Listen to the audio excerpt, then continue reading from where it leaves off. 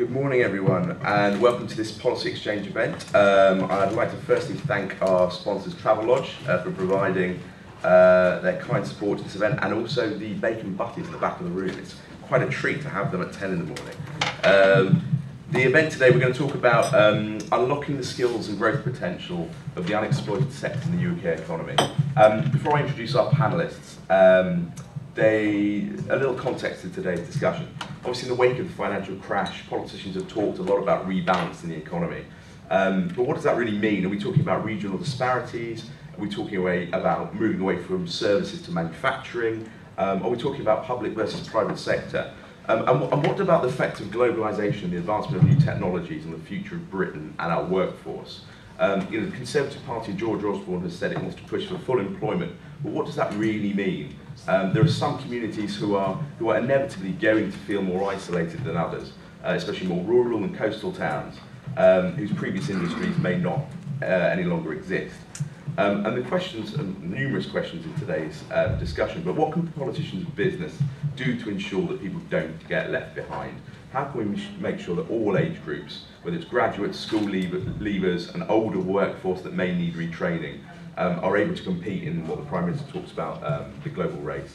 And what about the forgotten sectors of the economy, tourism, hospitality, catering, to name three relevant to today's discussion? Can these sectors help provide opportunities, job security, and a good standard of living for people across the country? Today we have a huge panel of speakers who I'll introduce very briefly so we can get into the meat of the discussion. To my right is Peter Gowers, who is the CEO of Travelodge, which is the UK's largest independent hotelier. Travelodge is a privately held business operating a portfolio of more than 500 hotels across the UK, Ireland and in Spain. Prior to taking up his role as CEO, Peter was the Chief Executive of Safe Store Holdings, the UK's largest self-storage operator. To his right is Nick Boles, the Minister of State for Education and Skills. Prior to that brief, you were the Planning Minister, and most importantly, you're the former Director of Policy Exchange. Most influential of all three roles, I think. Nick took up his position, when was it? July, thank you very much. And we're delighted to have you on the panel. To his right is Ibrahim, who is the Chief Executive of the British Hospitality Association, a body which represents more than 40,000 establishments.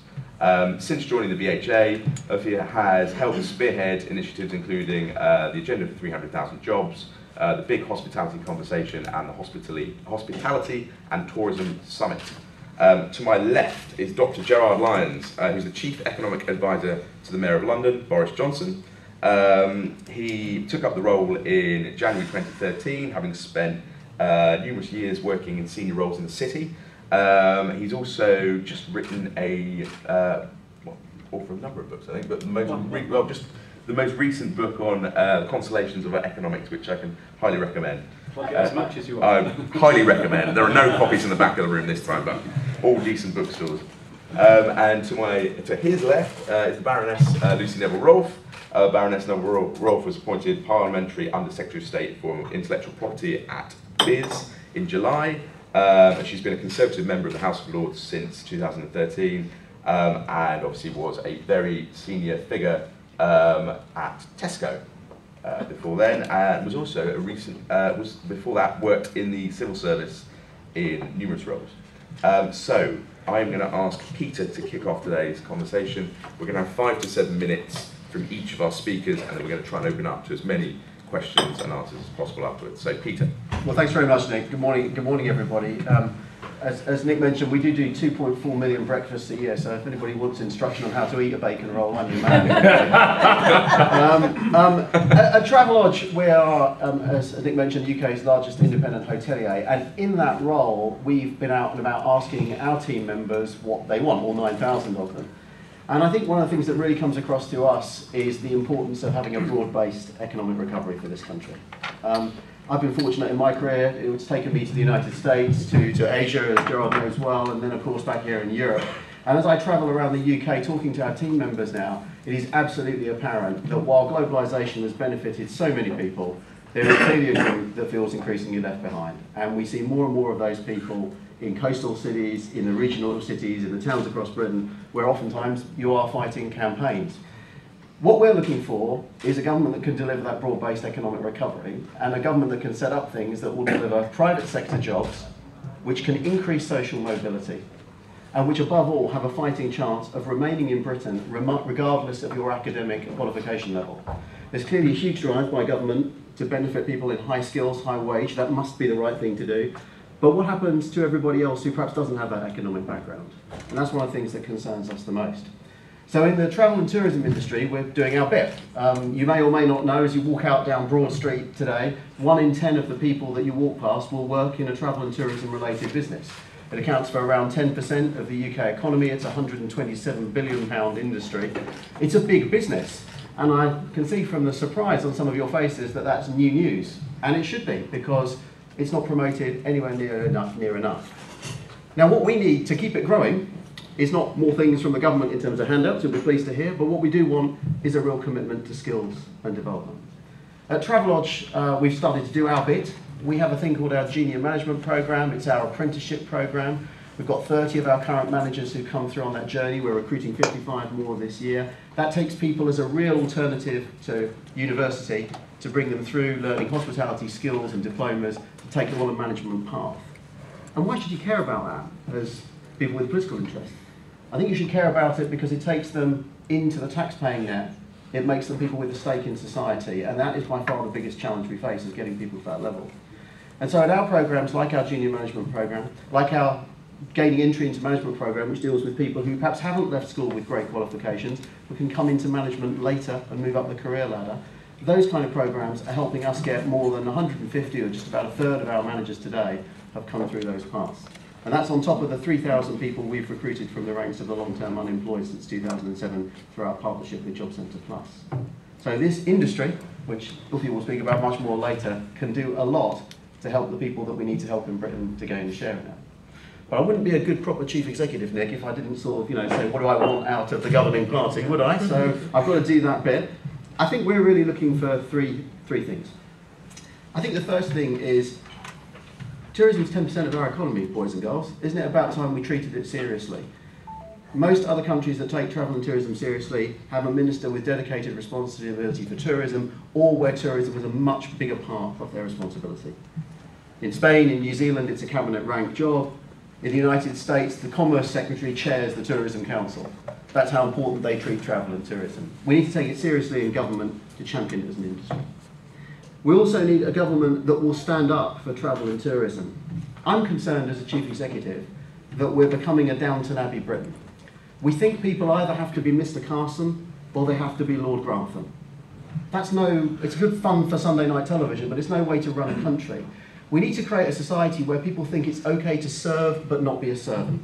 And we have to make that happen now, because the countries around the world that take these things seriously have removed the stigma from working in travel and hospitality. When I joined Travelodge, people said to me, but you've got a degree from Oxford, Peter, what do you want to work in a hotel company for? I want to work in a hotel company because it's a great business that generates a lot of income for a lot of people. So we need a government that will champion it, remove the stigma that still sometimes exists from working in hospitality, and say to people, this can be a career, and this can be a career when you can go from an entry-level job to being one of the top high-rate taxpayers in the country. It's a great tool for social mobility. And the third thing we want, if at all possible, Minister, is we'd like more help with skills.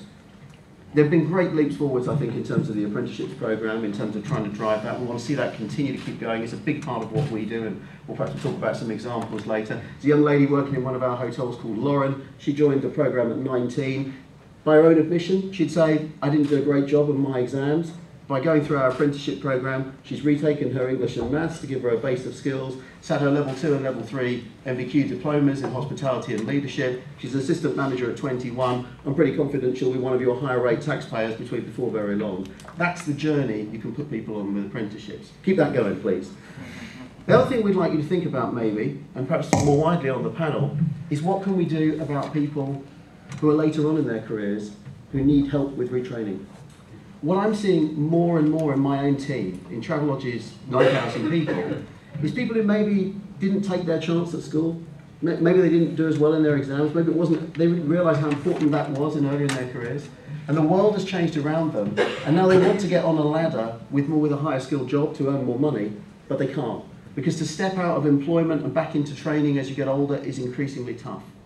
I think if you could be thinking as a party, as a government, more about what you could do for people to continue lifelong learning, I think that would help broaden out our skills base and make a big difference to ongoing improvement, and mean that people don't just face a one-shot education system where you get those first 5 years to make your choices, but you can still dip back in and out of it as you go along. And I think the more we could do to that, the more it would help. So for us, that's our agenda, Nick. Thank you, Peter. Nick? Well, thank you very much, Nick. It's great to be back at Policy Exchange, that sort of recurring dream or nightmare, depending on what you'd like to think. I mean, I take issue with perhaps there's something in the title of this. I think the idea that travel and tourism is a forgotten sector is patently absurd. I mean, you know, it's actually one of the key drivers of the UK economy, something we're proudest of as a country. Not just tourism from abroad, but internal tourism. And it is a huge priority for government. I do accept that we don't have a cabinet minister with specific responsibility for it. But then the nature of government is that you find that there are lots of different departments have a bearing on things. And so obviously I, as skills minister, have a role to play. The Department for Culture, Media and Sport obviously has a very important role to play, being the custodians of culture and heritage. And the Department for Environment has a very important role to play. So sometimes you can perhaps get hung up on slightly cosmetic solutions in terms of titles. What matters is the government doing the right thing. Peter has very eloquently described why I loathe Downton Abbey. I never had quite put my finger on it quite as well as you have, but that is indeed why I loathe Downton Abbey. Though no doubt it makes a lot of money for the British economy, so I shouldn't complain about it. So long as nobody forces me to watch it, I'm pretty happy. I think that the challenge that we have is, I mean, every time I was on a Saturday morning opening a new college building in Worcester, with Robin Walker, the local MP, and there were a bunch of people there who were doing various kinds of apprenticeships. And my message to them, which always slightly, puts them back on their feet but makes them laugh, is that basically they're going to work forever. Their generation, I might just get to retire because I'm just about old enough that retirement age will still exist. But, these 16, 17, 18, 19-year-olds, they're basically going to be working for 50, 60 years if they're lucky. And the question then is, what do you do as a country, as a society, to prepare people for an incredibly long journey in a world that is changing economically and technologically much more quickly? What can you do to put them in a position where that journey will be a successful one, and one with, broadly speaking, an upward curve, which isn't going to become completely irrelevant? And so I think that that's why one of the most important things we believe is English and maths.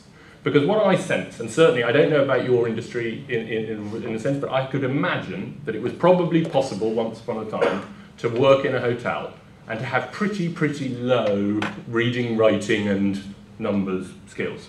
I suspect it's not possible now, just because of the nature of almost everything. You need to be able to enter something into a handheld, or you need to be able to read something, you need to be able to fill out a form. Similarly, just the example I use, imagine warehouse jobs. Pretty entry-level jobs. Once upon a time, you could probably do a warehouse job and do it very well, being basically illiterate and enumerate. No longer. It's just simply not possible. So the most important thing is English and maths. And we accept that some people, unfortunately, find English and maths taught at school through the GCSE route. They don't manage to make it work for them. Whether it's the teacher, whether it's their attitude, whether it's the nature of the curriculum, there are many different reasons, but they fail at that point.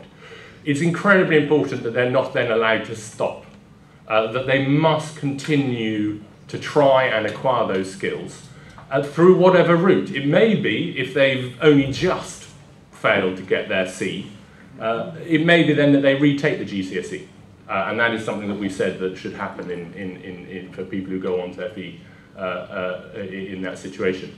Or if they've actually failed it quite badly, maybe they should do a different kind of course, the functional skills course, which we're very keen to build up, and I've asked Ofqual, the Qualifications Authority, to do a review of functional skills to understand how we can make it more consistent, and give it, as it were, a brand that people and employers critically respect. Or it may be, you talk to McDonald's, Travelodge may well have a similar scheme. You know, the big employers tend to have their own in-house schemes to train people in English and maths who are not good enough at it. And I think that is the sort of the first thing which everybody must have. We must have 100% literacy and numeracy in a country that, you know, claims to be one of the most advanced and prosperous countries in the world.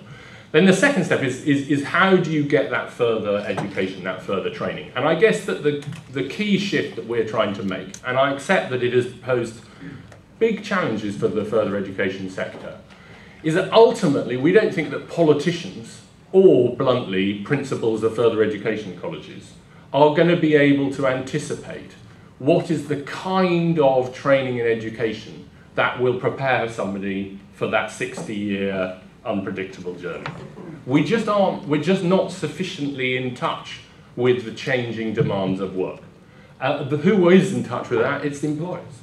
And that's why we're very, very keen, and it's been something that's happened over the last 4 years, and you'll have seen through the announcement the Prime Minister made at the weekend, that there's going to be a very strong further shift in the direction of apprenticeships and traineeships, and away from courses that aren't specifically designed by and delivered in part by an employer. We just don't believe, and it's not because we in any way denigrate those people who have developed such courses and who are delivering them. It's simply we think that we don't know, and therefore we think that probably they don't know, but the people who we think might know is Peter and his colleagues working in an industry. And so that shift of resources is going to be vitally important.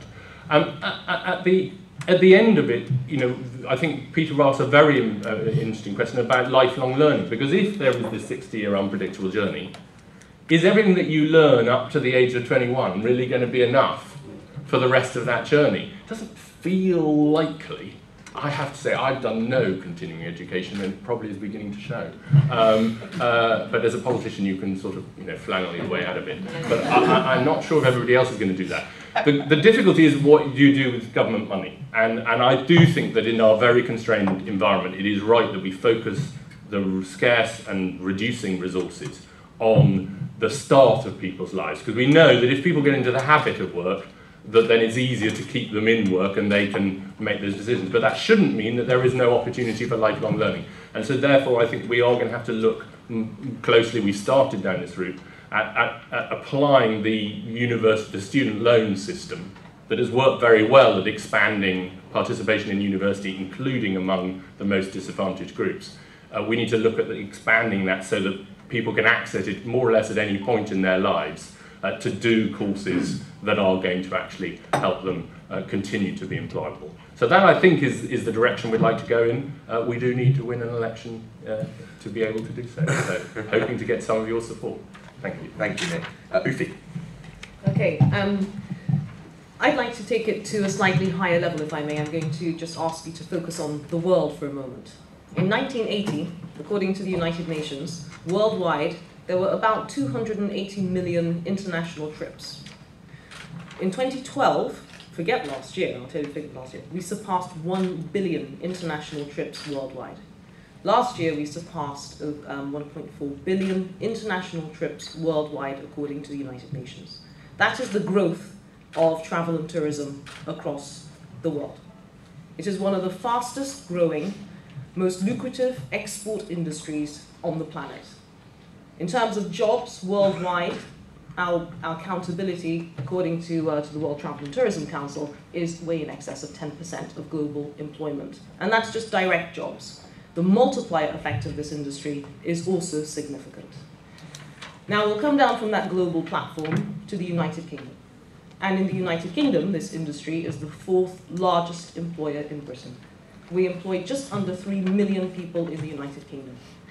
Now what's more important than how important we are as an industry in terms of our economic contribution is the potential of this industry for further growth in the UK, particularly for an economy that needs to have a sustained growth projection, a plan to actually create further jobs. And as Peter said, jobs at all levels of the economy, all skill levels, opportunities for all. In terms of our potential, the Prime Minister in 2010 in August made a speech which excited everyone in our industry, because it was the first time that a Prime Minister actually made a speech specific to our sector. And in that speech, he laid out 2 objectives.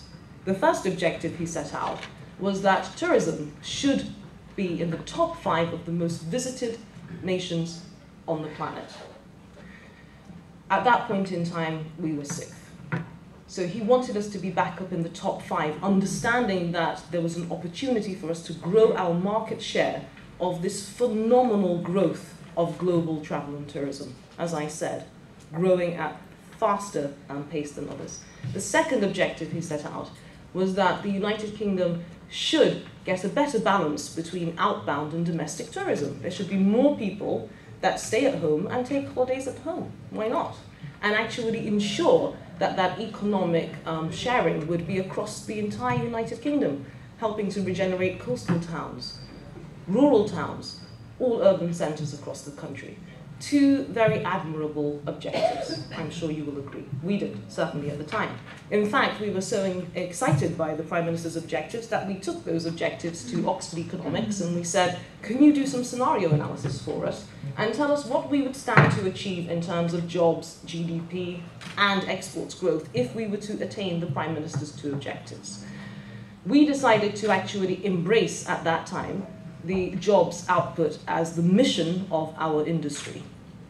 So we said, right, what do we stand to gain? And the figure was to create 453,000 new jobs by 2020 if we were able to attain the Prime Minister's 2 objectives. And that's just attain, not a sort of an ambitious level of growth, but just steady as she goes, just about make the Prime Minister's 2 objectives. Now, here we are, 2014. Unfortunately, the United Kingdom is the 8th most visited country in the world. France, Germany, Italy, and Spain are all ahead of us. France, Spain, and Italy all in the top 5. Germany 7th, and we are now 8th, as I said. So we've slipped down the agenda in terms of our market share. So we are losing market share on the international exports growth market. In terms of domestic tourism, the domestic industry shrank by 3 million last year. So we are not attaining that objective either. So unfortunately, we have not attained either one of the objectives. Nevertheless, the industry has continued to grow in the United Kingdom, and over the past 3 years, the jobs growth figures of our industry have been at double the rate of other sectors in the United Kingdom, and that's according to the ONS, which is quite phenomenal. So this is an industry that not only represents one of the biggest job-creating opportunities for UK PLC, but also the potential for us in terms of further jobs growth, further GVA growth, and further exports growth is undoubtedly, comparative to other industries, far superior. And therefore, we need to have sustained policy reform in the United Kingdom to really embrace this opportunity and to unlock our potential to be able to deliver more apprenticeships, more jobs. And the commitment of the industry is phenomenal. You know, we're one of the first industries to embrace the big conversation, move forward, to make a pledge to create 60,000 apprenticeships and jobs for 16 to 24-year-olds not in employment, education, or training. And within the past 2 years to have created over 37,000 opportunities and absolutely committed to delivering on our target of 60,000 by 2016. So we really are an industry, private sector, that has shown absolute commitment. And all we want is to be able to have that policy support from government. And if I may just make one more point, in terms of the level of policy support. We do have now a Tourism Industry Council, after much lobbying, if I may put it that way. But it's not comparable at the moment to the level of support given to the Travel and Tourism Competitiveness Task Force, for example, in the United States, that Peter made reference to.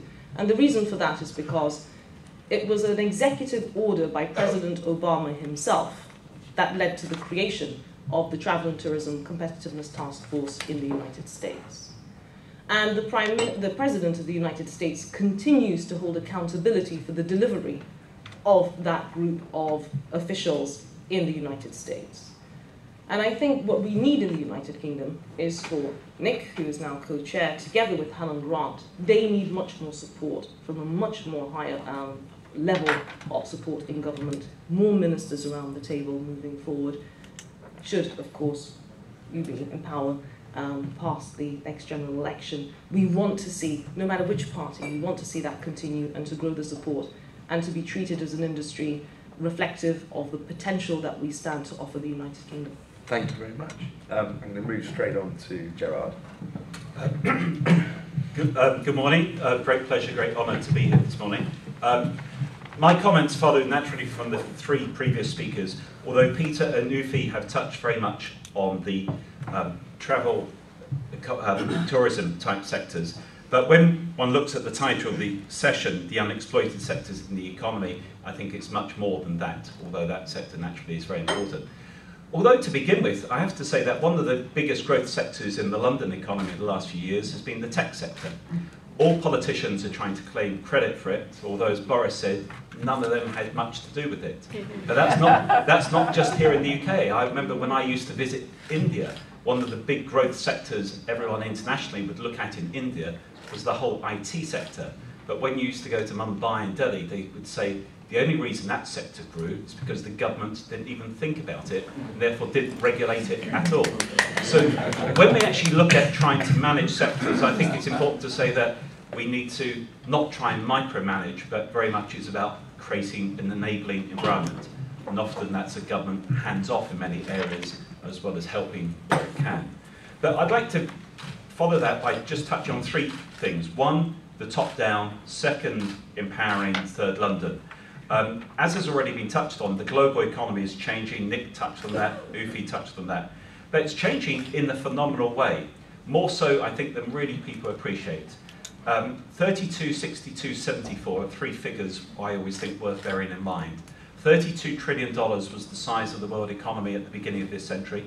$62 trillion was the size of the world economy the evening Lehman Brothers went bust.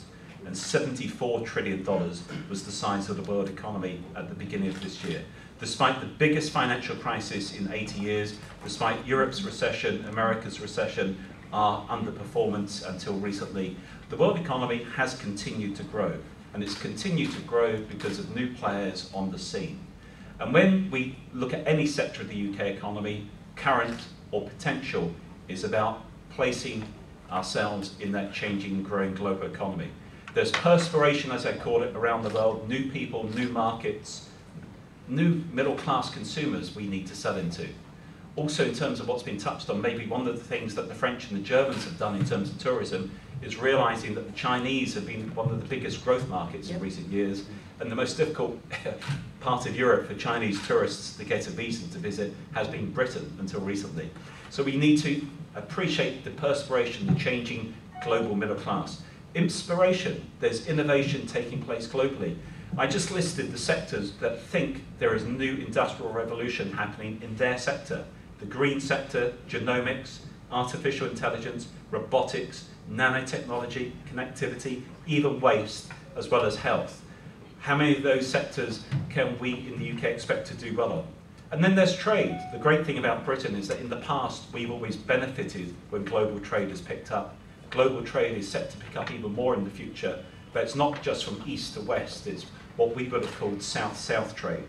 In this environment, I think the countries that do well will have at least one of the three C's: the cash, the commodities, or the creativity. Britain has the cash in terms of the financial resources, and it certainly has the creativity. And therefore, the winners, I think, are those that adapt and change, those that play to their strengths, those that adopt international best practice, such as Obama's task force, as Ufi just mentioned, and very much those that think globally. And the good news is, to conclude the top-down bit, is I think in recent years our economic management has started to play to many of these potential growth opportunities. That leads on to the second point about empowering. I don't think we should expect the government to be able to sort of like turn the shower knob in a hotel and get it exactly to the right temperature. The right thing is to basically create the enabling environment and let people and businesses do it for themselves. Skills has been mentioned, education has been mentioned, training has been mentioned, and out of that, apprenticeships. I think that's all important. Regulation and tax, key areas. Small businesses in the last year, when they come to City Hall, complain about regulatory intrusion, whether it's at home or from Europe. They complain about the lack of demand, but maybe they would. They also complain about lack of access to finance, and they've also complained about business rates and business taxes. So regulation and tax are a key issue. On top of that, infrastructure. One of the key lessons from London is that infrastructure plays a very important part in enabling not only an economy, but also different sectors. And one of the most important parts of infrastructure is transport. We don't know where the new sectors will emerge, but what we do know is that when you create the right transport links, you suddenly see sectors and regions really transformed. Canary Wharf is one example, Stratford is another example, Shoreditch, you could argue, is another example, Barking, many people cite as another example. All of these are part and parcel of the story. And third and finally, London itself. London is both a specialised and a diversified economy. It's slightly oxymoronic to say that, but 5 sectors account for 60% of London's GDP. Finance and insurance, professional, scientific and technical, that's another sector, information and communications, real estate, maybe no surprise there, retail, wholesale and retail trade. But what we actually also see in London is a real diversification with many small sectors growing and growing. What's the mayor trying to do? He's very much trying to play to London's strengths in terms of an enabling environment. He's addressing issues such as apprenticeships, as has already been mentioned. He's trying to pick winners in some respects in terms of playing to strengths. Not only standing up for the financial sector, but also helping work with the university sector. The university sector hasn't been mentioned, but this has been a key part, I would argue, of the UK economy exploiting its success. Not just in London, as Boris is trying to do with MedCity between Oxford, Cambridge and London. But if you look here in the West Midlands, Warwick University is seen as a global leader in some areas in terms of manufacturing and tech. But you go around the UK, it's often clusters linked to universities. We need to play to those strengths. And also I think the stigma aspect that Peter touched on is very important, and that has to be linked into a sensible policy on immigration. If we look at London, 1 in 4 people in the accommodation and food sector is a European from outside the UK. In the construction sector, 1 in 4 people working in that sector is a European from outside the UK. So we need to actually make sure we attract high-skilled workers to the sectors that we need, as well as creating the enabling environment for these as yet unforeseen sectors to grow, and the current ones to hopefully grow even further. Thank you. Thank you very much, Gerard. And last but not least, Lucy. Well, thank you to the sponsors, Travelodge. And I've got a bit of good news for the hotel sector. I used to be a director on a big German retail conglomerate. And our strongest growing area by far was something we called Ho-Ra-Che, which was hotels, restaurants and catering.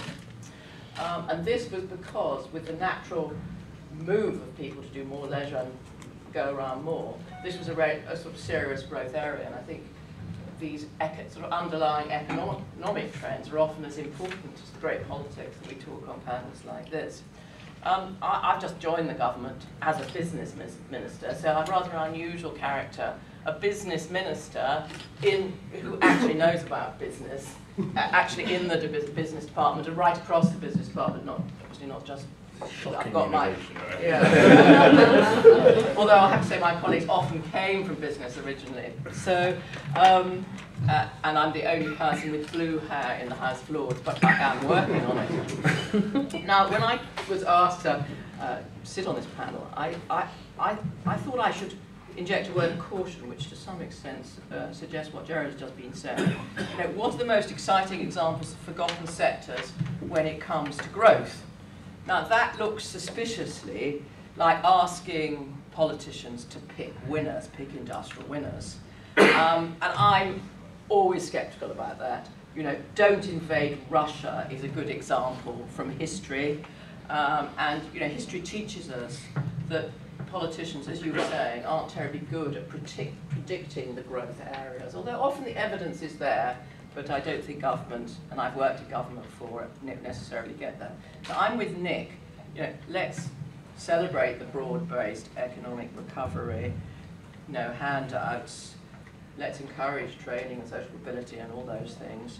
But I think that the thing that we can do as a government is is to realise that we should focus on the sort of framework issues. And I was going to mention 5, just by way of summary, which some people have already picked up. I mean, I think it's right to start with education and skills, and I really have nothing to add to what Nick said, except I think Michael Gove, has really helped to get rigour into the education system.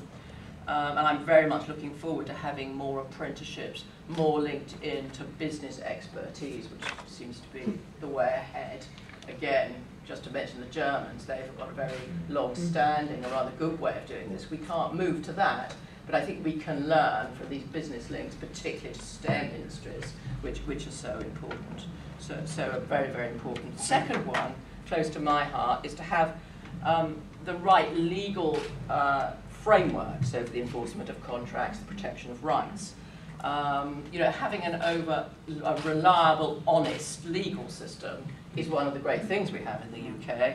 And as a detailed level, I sort of have the framework for innovation because I'm Minister for Intellectual Property, which is amazing because it covers everything from aero engines to medicines. And of course, in this sector that we're talking about, you get innovation. Because I know from having worked in retail that you can get innovation even in service industries, in systems, in branding, in hotels, little things like waste, so you don't waste your soap and you only use the towels if you leave them on the floor they get taken away. I mean, there are these systematic points which added together really help growth and innovation. And what we need is the right law, the right enforcement and the right education, so that our intellectual property, our support for the creative industries, which actually has really helped in places like Tech City, moves ahead. So that, I can go on for far too long. The third thing that I care about is competition. I think it's essential that competition policy prevents existing players in any sector, really, from excluding competitors and preventing innovation. It's the little guys who come in, they're copied, you get trickled down. This is very, very important to a dynamic economy and steeped, frankly, in Tory values. Regulation, there are always good reasons to have new regulations. And I'm about to take 2 bills through the House of Lords, although there are some good market opening measures in them. And that, the problem is that the total of regulation is a large burden, especially for small and medium sized companies. So we should have a very high bar for anything we're going to do. Impact assessments definitely help. But I think the political system really needs to be better at not overreacting in a crisis and bringing in regulations. If you kind of take the hotel sector or the hospitality sector, there'll be, it's so pervasive in what it does, everything from restaurants to rooms to transport. You're going to be hit by all the different regulations, and those build up, and then that hits the bottom line and makes us less competitive. And then finally, taxation, and we're all probably going off to listen to George Osborne later. And I think that we've done some great things, cutting corporation tax. I know as a businessman just how important that was. We've got these national insurance changes, especially for small business. And 360,000 small businesses aren't actually paying any business rates. I know everybody moans about business rates, but we have tried, and I think the government is listening. I also think it's very important, not for people not to obtain unfair tax advantage. And I think it's very good that some of the changes we've made, from the patent box to the lowering of tax, has meant that WPP, for example, is now coming back and bringing its headquarters back to London. I know, as a businessman, that if you have your headquarters somewhere, you do more philanthropy, you potentially create more jobs. R&D headquarters have a tendency to attach themselves to a headquarters.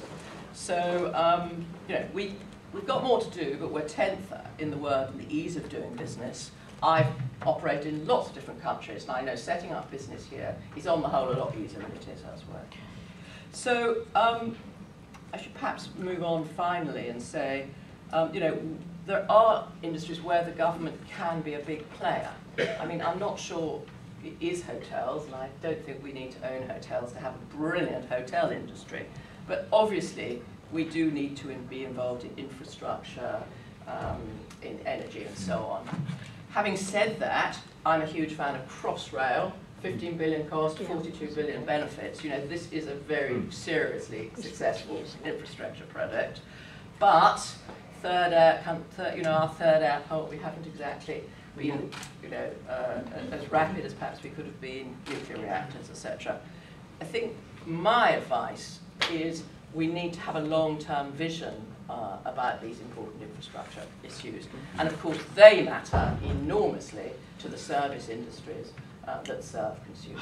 Thank you. Fantastic. A great note of optimism to end. A lot to discuss. Everything from government focus on supply side reforms, not picking winners, high-level apprenticeships and on-the-job training, immigration and the access to new growth markets, IP and copyright framework, and sort of our competitive nature in the regulatory and tax environment. I'm going to abuse my position as chair before I open up to the floor, just to ask the panel one quick question, which I want to take it down to the political level for one moment and talk about the feeling. We've touched upon this, both Ufi and Peter talked about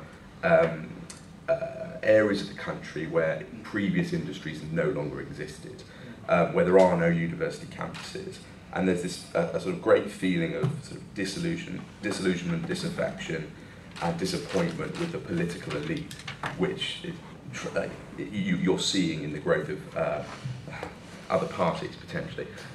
How can the government, or how can business help the government demonstrate that actually there is opportunity in different areas where a lot of people do feel very isolated, feel very left behind, and feel that they don't have the necessary either skills or knowledge to actually get on and have that sort of 60-year career that you talk about, Nick?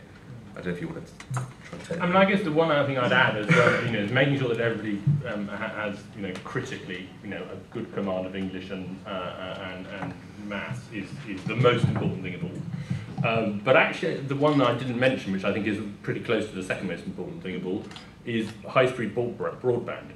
I mean, I'm actually incredibly optimistic about this, because I actually think that, I represent a very large, very sparsely populated part of Lincolnshire, and actually, people can now do things in small villages that was never possible before. And they can, run businesses, they can export, they can, do the whole thing from Castle by them.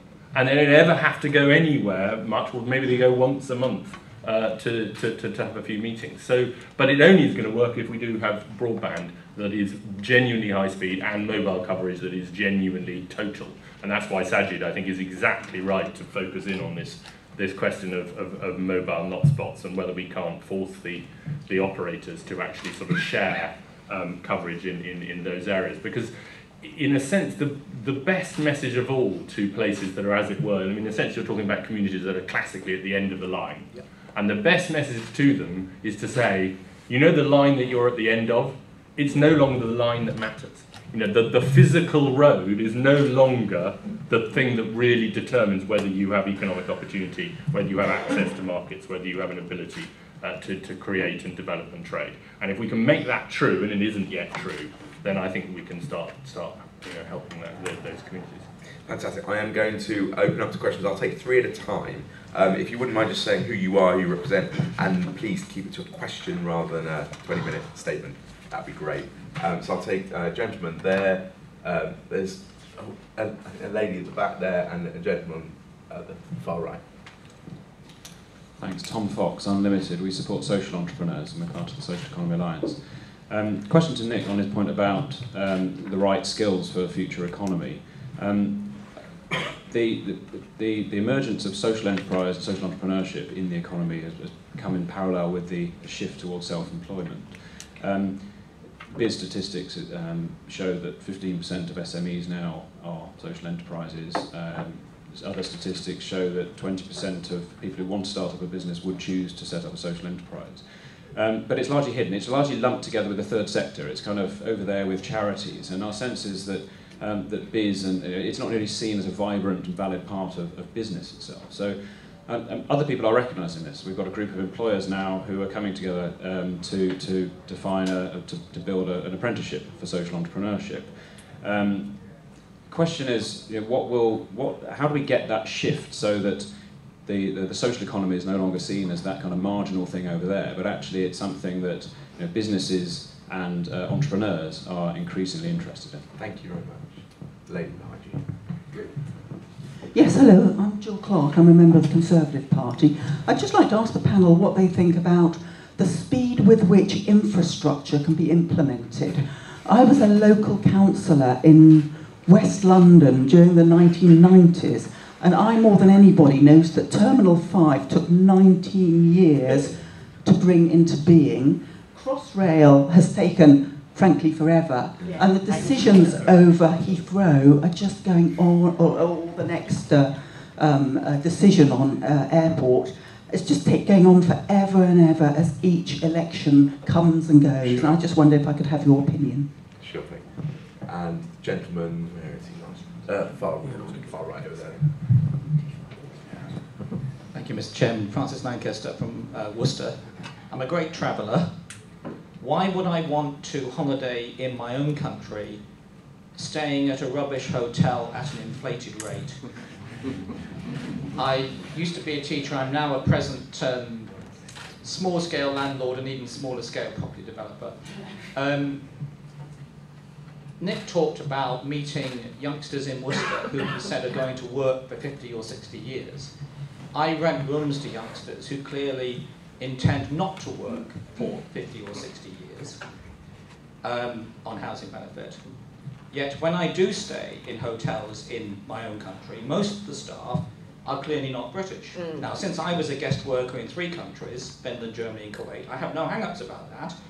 But is it a sustainable business model or a national model to have a not very good accommodation offer staffed by foreigners while we're paying our own young people to be idle?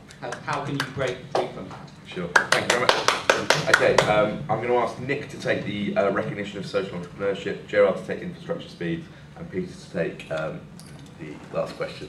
Brilliant. I might add something on the last question. Okay. So just on social entrepreneurship, again, I mean, I'm sorry, I'm sounding incredibly defensive here. I don't agree that tourism is a forgotten sector. I don't agree that social enterprises somehow. And everybody spends their whole lives talking about social enterprises. All anybody ever talks about. I think the only, and I'm delighted if you've got a bunch of social enterprises wanting to develop an apprenticeship standard, and if there's anything we can do to encourage that, I'd be really keen to do it. I think the difficulty is that ultimately social enterprise isn't a sector, it's a form.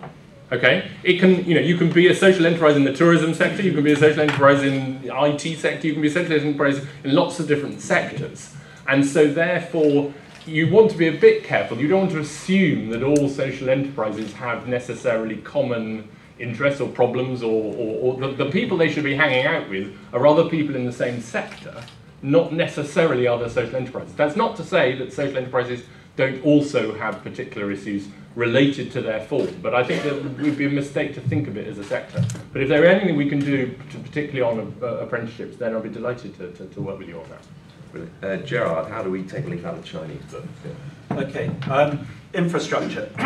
The question was about the time it takes. In fact, I would say that there are 2 big issues about infrastructure, not just the time, but also the cost when it actually takes place.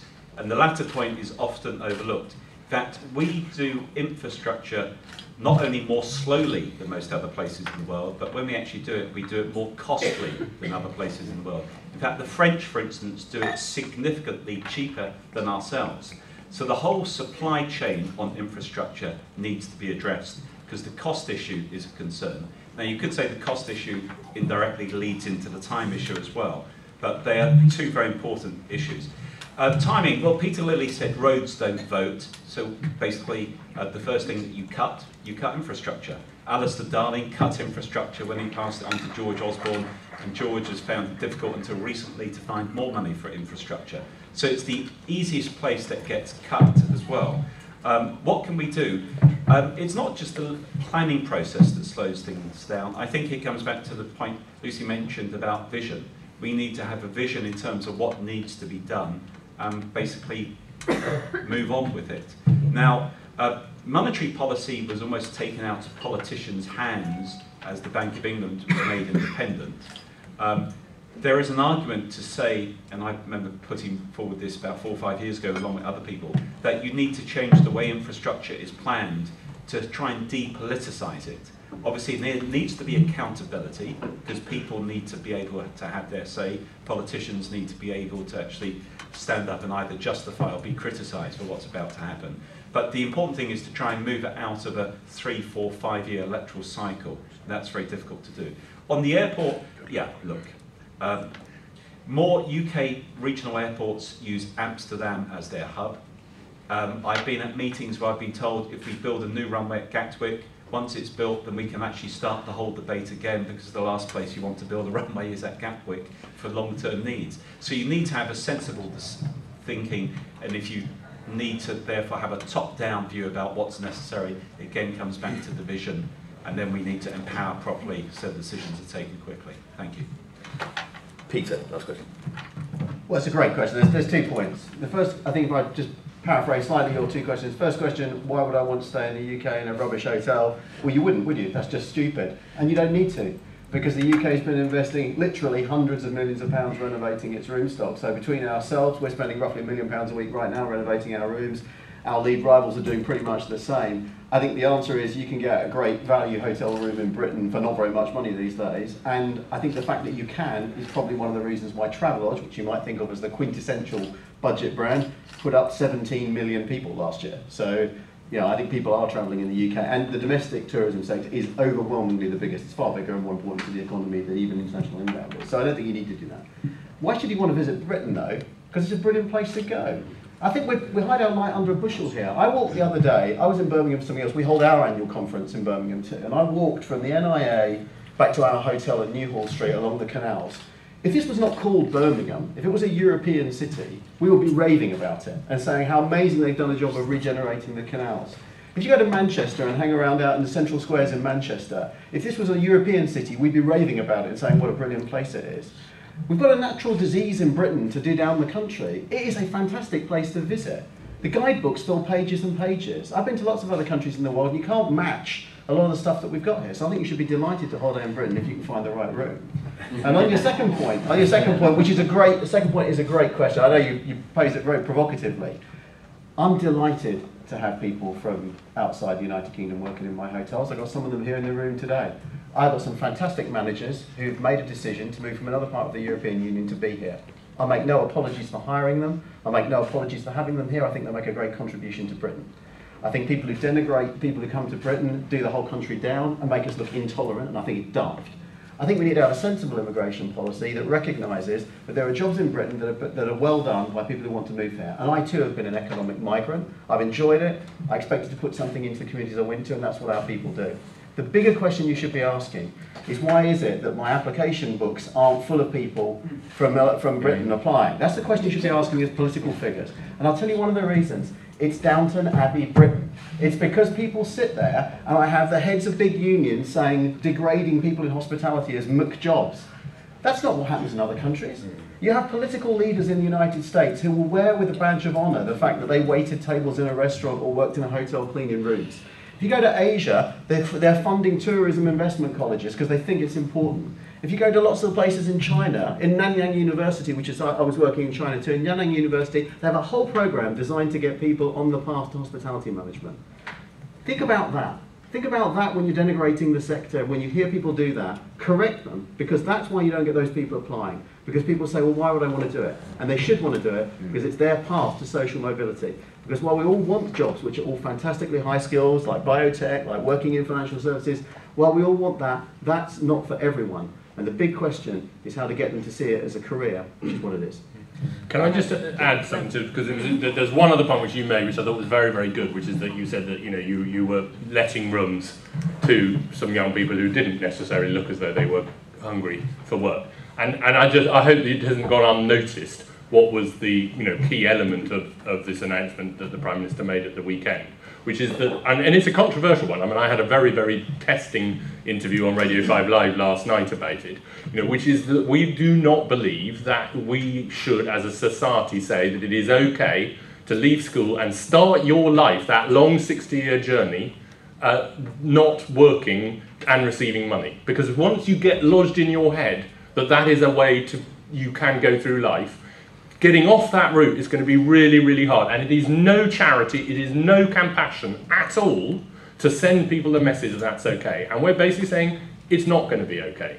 You will get a youth allowance which will last for 6 months. And at the end of that 6 months, you will then either have to be in a job on one of our apprenticeships, then there'll be a substantial investment in more apprenticeships, or then doing some community work. Because then at least you'll get to understand that where money comes from is getting up in the morning, getting dressed, turning up to work, you know, asking your boss what they want you to do, doing it, being polite to people, you know, just those simple rhythms of life that frankly I wasn't particularly, you know, well prepared to do at the age of 18, and I don't expect anybody else to be. But how do you learn it? You learn it by doing it. And I think that that is a large part of it. The way to stop Peter hiring quite so many people from elsewhere is not to somehow criticise him for doing it or criticise those people who are ambitious and disciplined and wonderful people. It's to make our own people want to do those jobs. I can take some more questions. There are lots. There's a lady right at the back, a gentleman patiently with his hand up here, and a gentleman behind there. We'll try and get to as many as we can. Jo Valentine from London First. Can I just agree with those on the panel that said that we don't take tourism seriously enough? I completely agree, and I have no brief for any particular sector. But if you look at London, 20% of the new jobs since the credit crisis were in tourism, at the same time as us having 25% youth unemployment. And one of the things underlying that, I think, is the public sector skills world thinks tech and creative industries is good, fun, tourism and retail is bad.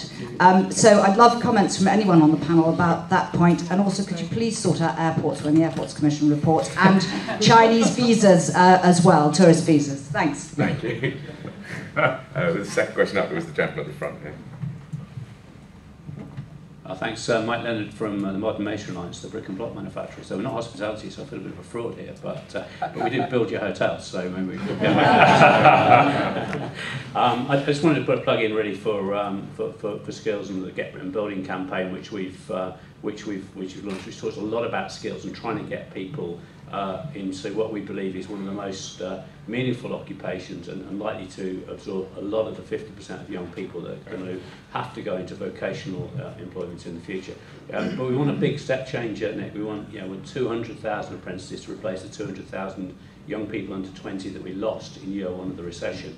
And once more, we want upskilling courses. We want colleges, night schools, to start offering courses to upskill our existing workforce in the evenings, so things that they can take voluntarily to help them to improve. Because, quite frankly, there's some great courses at my local college on cake making or whatever, but it doesn't help my career. Thank you. Where was that? Just behind you. Is it? Thank you.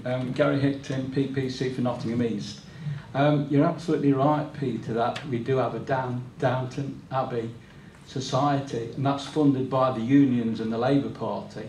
You only have to look at the Labour conference last week, where we saw Labour saying, if the Tories get back in, we'll smash the NHS, this, that, and the other. Absolutely rubbish, as everybody knows in this room.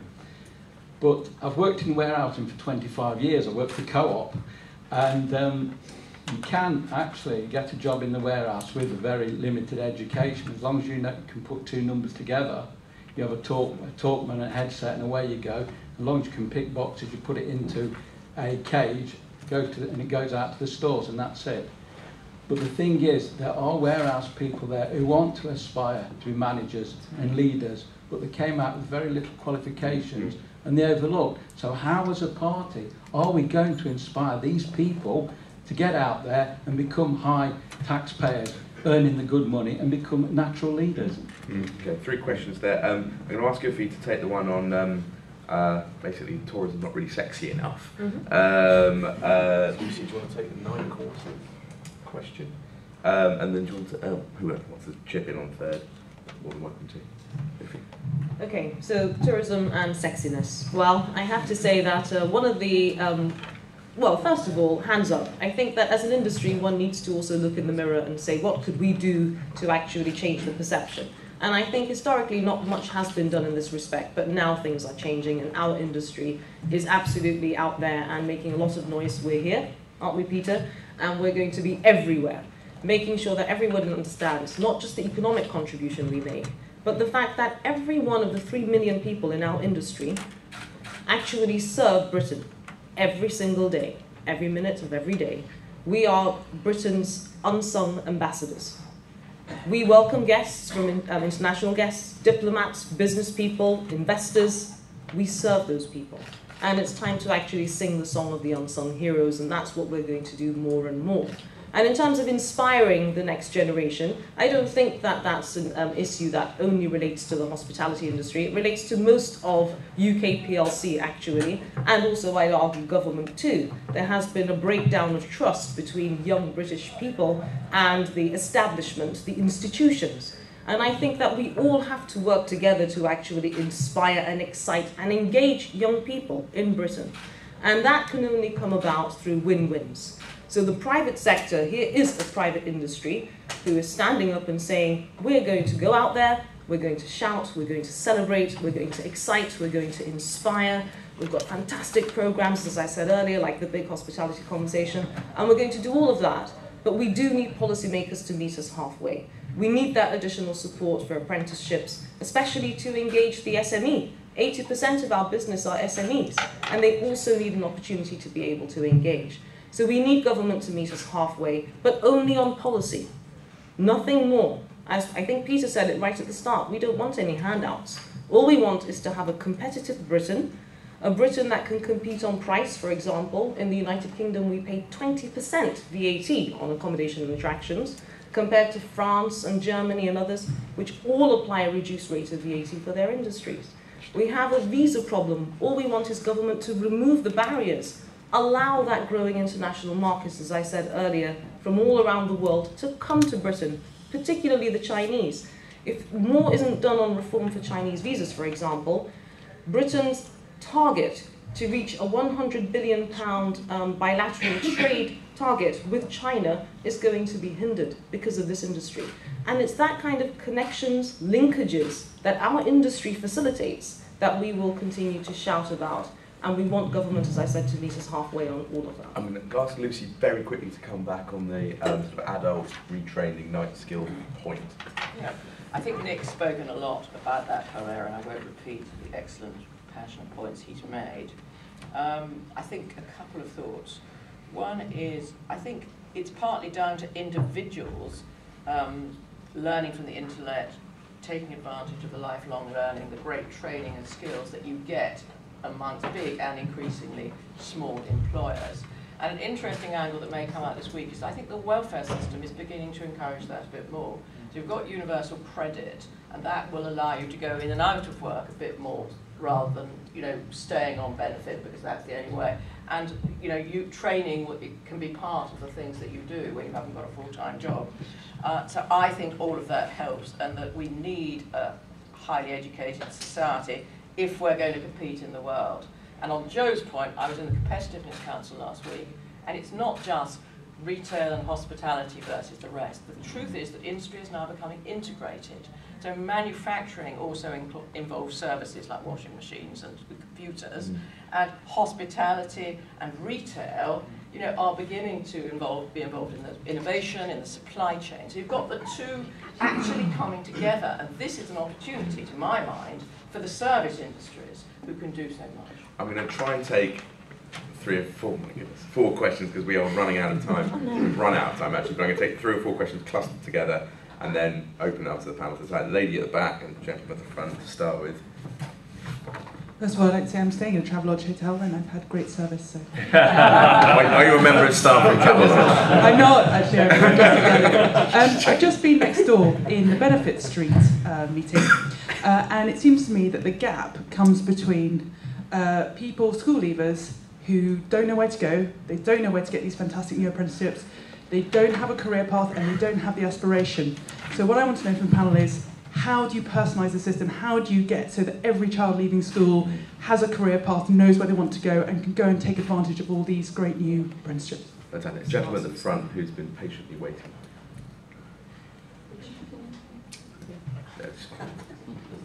Hello, I'm Peter Cuthbertson. I'm an Conservative parliamentary candidate for Darlington. Really a question for Peter Gowers. I think you said that 3,000 of your 9,000 staff were previously long-term unemployed. It sounds like a fantastic achievement. I just wondered what the DWP could learn. Really quickly also, are you sure you want a cabinet minister for tourism? It strikes me that government, be careful what you wish for. I think government, it's probably beyond government's control how many people want to visit this country, whereas it's entirely within their power to strangle your sector with trendy nonsense and regulation. I mean, you might picture a wonderful minister, but what would a Tony Benn or a Harriet Harman in that position do for your sector? Good point. My one's a possibly slightly aggressive one on welfare, which isn't there a danger the exemptions for 18 to 21-year-olds, particularly for single parents, are going, the effect of this new cap is going to be to just encourage a lot more people to have kids when they, for various reasons, it's a bad idea. If people are expected to stay at their parents, encouraging them to have kids doesn't necessarily seem the best solution, which is the effect of their policies. Okay, we're going to try and wrap this up by just having, I'm sorry everyone, the last two questions here. This gentleman and that lady, and then I'm sorry. Hi, Tom Hadley from the Recruitment and Employment Confederation. We're a professional body for the recruitment industry. We do a lot of data to what's happening in the jobs market. Demand is absolutely huge across all sectors, so very glad to hear what you're trying to do about promoting careers in these sectors. I guess the question is one for Nick. How do we integrate the sort of employment and skills agenda, which I know is an ongoing challenge? How do we work better between BIS and DWP on the whole agenda? I guess is one of the things we'd be keen to get your views on. And just the lady at the back, behind you. Trying to be quick, Hazel Prowse. I mean, British jobs for British workers. Youngsters don't actually want to work for a place when it's already full of Poles. I don't want so many regulations from the EU, Working Time Directive or VAT. I abandoned one business venture because of the congestion charge in London, and I wasn't alone on that. The panel have been talking about people. I would like to talk about freight, because most freight goes by sea. And without the merchant fleet, half the world would starve and half the world would freeze. There is all fossil fuel powered. I would like to build a nuclear powered merchant fleet. I'd like to see somebody sort of help me to set up a meeting to get it going. But it's big engineering. They're the ones that produce the jobs. Big question to end. I'm going to hand, so there's a few questions directed towards Nick. Maybe not the last one. I think if you want to take on the sort of personalisation point the lady made at the back, the point on 18 to 21-year-olds removing benefit and sort of joined up government in terms of government departments working together. Right. Yeah, exactly. So, join up government, I mean, the funny thing is now about government, and it's been progressive during the last 4 years, is that almost everybody is now a joint minister. So I'm a joint minister in BIS and DFE, Ed Vase is a joint minister in DCMS and BIS. I mean, we all are. It's actually completely maddening, because you have to do endless different sessions in the House of Commons with oral questions. But the reason why the Prime Minister's done it is a very good one, and it's exactly the one you're saying. And you're right that the link between DWP and the training agenda has not always worked well. We have actually managed to persuade them to relax the rule on the number of hours you can do training while you're still on job seekers allowance. And those sorts of things are critically important. Ultimately, it's about talking to people. And in a sense, if there's any point in having a minister, and there's not much, but if there is any point, is that actually you've got two human beings who see each other in the division lobby, and Esther and I can get together and say, can you do something about this? Can you get more Job Centre Plus to refer people to do traineeships is one of my particular things at the moment. So that I think it's the human level is often a lot of it. On your point about, I understand in a sense the technical point, which is that if you're actually saying that you're not going to be able to get housing benefit if you are under 21 unless you have a child, that you're somehow creating an incentive to have children. I have to just say, I've never bought this idea that single parenthood happened as a result of benefits. All of the statistics show that it's actually fallen dramatically in the recent years. And it hasn't fallen dramatically, no it has, the single parenthood has fallen dramatically. And the reason it hasn't happened because of benefits changes, it's happened because of cultural changes and social changes. Now, not saying that benefits don't ever have an incentive role, of course they do. The problem is that in a sense, the alternative is worse. You can't say to people that if they have a child, they can't live, if they're under the age of 21, they can't have a home of their own. You just can't say that in a civilised society. And therefore you're actually saying that you can't withdraw benefits from people under the age of 21, any of them, because you don't want to discriminate against people who've got children. So I think that what you're suggesting is neither a big problem and nor are any of the solutions you seem to be implying acceptable. I forgot what the... It was personalisation of career paths. Oh, you're absolutely right. No, and listen to Nikki Morgan tomorrow, because I think the one thing that we do accept is that the one bit, in a sense, of the system. I mean, everything can require endless improvement, but the one bit which perhaps we're not as happy with where it's ended up is the careers advice and guidance. We've changed the guidance that Ofsted puts on schools, but ultimately it's quite hard. You know, you're a head teacher of a school, you're chasing after 1 billion targets. The one thing you perhaps aren't that expert on is what do people do if they want to get other opportunities. Can I say, the next door they're saying, what's going to happen to my child? There are no jobs. You come into this room, there are millions of jobs. Yeah. Which not through the wall. Yeah. Not aware of what's going on. Well, that I don't understand, because Job Centre Plus, that is one aspect of Job Centre Plus works pretty well, is they have a very good database. And one of the things we're looking at is, can you create an equivalent database of apprenticeships, traineeships, and all of the further education opportunities, so that there's one route through. And that, I think, is something that we haven't yet got right, and we need to do more on it. But Nick is going to be talking about that in her speech. Last word to Peter, our kind sponsors, so come back to the question. I knew I was going to get that. You always got to be careful what you wish for when you ask for a cabinet minister. I think I bring it right back to the title of the session. The title of the session is The Forgotten or Undiscovered Economic Sectors. The role of a minister sometimes is to be the symbol that we take it seriously. And above all, because I believe passionately in what Lucy said earlier, which is that for travel and tourism to grow, it does require both infrastructure and joined up government. At the moment, I think there's a long way to go in getting both those things. If a minister at some level would help, I'd be interested in it. I think we've made a good start as an industry on our own, but I think any time we can have coordination to get those different parts of government working must be good for our industry, and therefore it'll be good for the economy. Guys, I'm afraid we've ran over by 10 minutes already, so I'd just like to thank all of you for coming, our wonderful panellists, Travelodge for sponsoring and providing the brunch, and hope you all have a great day. Thank you.